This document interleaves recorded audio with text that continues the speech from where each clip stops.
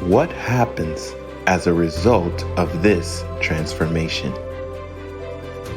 This process begins in your mind.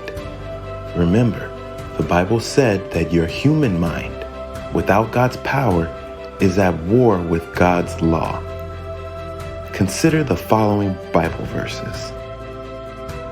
That the God of our Lord Jesus Christ, the Father of glory, may give unto you the spirit of wisdom and revelation in the knowledge of him, the eyes of your understanding being enlightened, that ye may know what is the hope of his calling, and what the riches of the glory of his inheritance in the saints.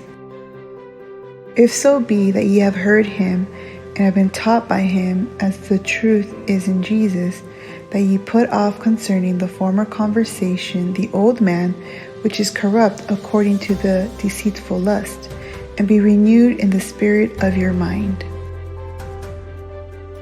And be not conformed to this world, but be ye transformed by the renewing of your mind, that ye may prove what is that good and acceptable and perfect will of God.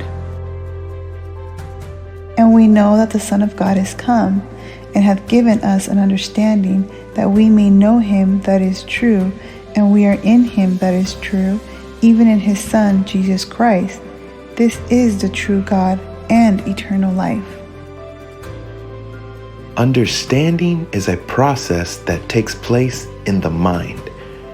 And when your understanding is truly enlightened, you'll come to realize the true condition of humanity and that Jesus is the only one who can save you.